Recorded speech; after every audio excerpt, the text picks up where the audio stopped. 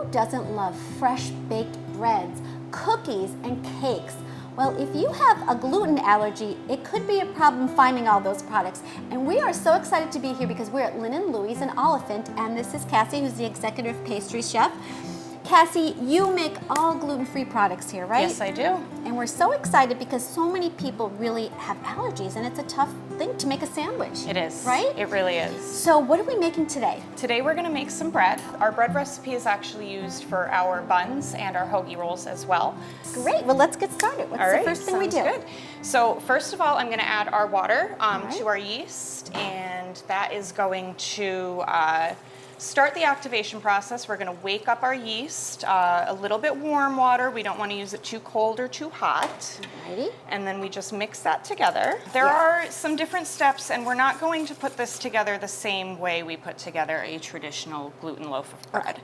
So we start with the water in the yeast, and then we add a product called psyllium husk fiber. All right. And that is going to kind of give our bread dough a little bit more structure.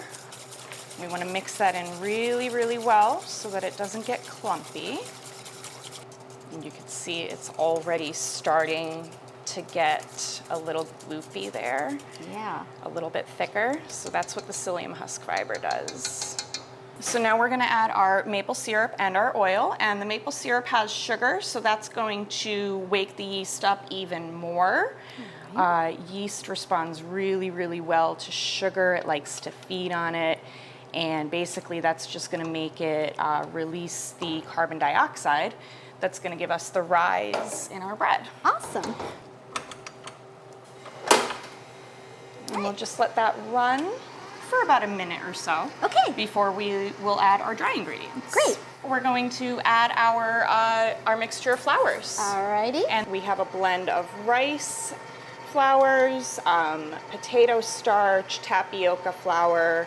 There's sorghum flour. You could get quite a bit from this batch, right? Because you're going to do rolls and things like Yes. that? All right. Yeah, so this is a triple batch. All right. The important thing to remember with this is timing is everything. So even though there will be points where it feels like you're not doing anything, the mixture is doing what it needs to do. Now that everything is in, we can speed up the mixer and let it do its thing. All right. So now I'm going to add the liquid egg whites, which is also not really something that most bread recipes contain. Some breads do contain eggs, but not typically in a sandwich loaf. So once I get all of the egg whites added, I'm just going to turn the speed up on the mixer again, and we'll let that run for a few more minutes before we move on to the next step. So you can see it's really sticky. Yeah. It's not like a traditional bread dough at all. So the mixer's actually doing all of the hard work kneading it for us. We don't have to do any of that with our hands. We get about 10 buns out of a batch.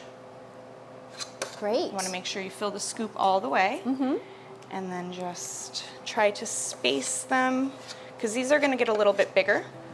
That yeast is going to make them rise and expand. And then they're going to get a little bit bigger when we bake them too. I have a piping bag, which is what we use for the hoagie rolls, and I'm just going to measure out 960 grams right into that. And then the rest of the batter can just go right in our loaf pan.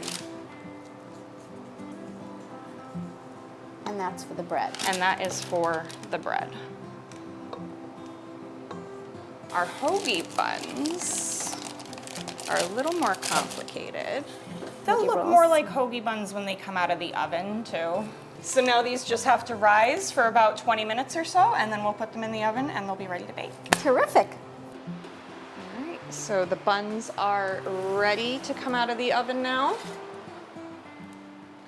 And they look lovely, golden brown and delicious. Hoagie rolls. Put that back in there. That's gonna need some more time.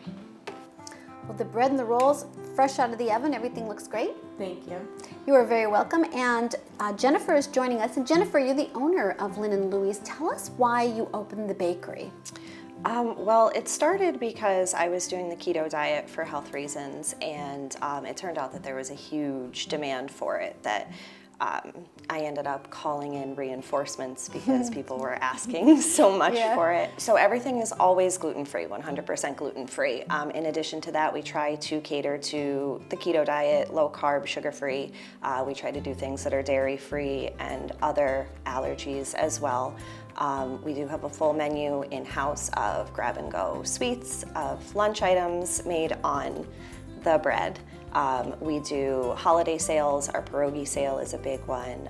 So we try to take whatever comfort food you grew up with that you can't eat anymore because of your allergies. You can find us on social media. We're under Lynn Louie. We have a website, lnlspecialty.com. And if you want to come see us in person, we're located at 412 Lackawanna Ave in Oliphant, Pennsylvania. Terrific. Ladies, thank you so much for having us today. We really appreciate it. Thank you so much, Jackie. You're very welcome.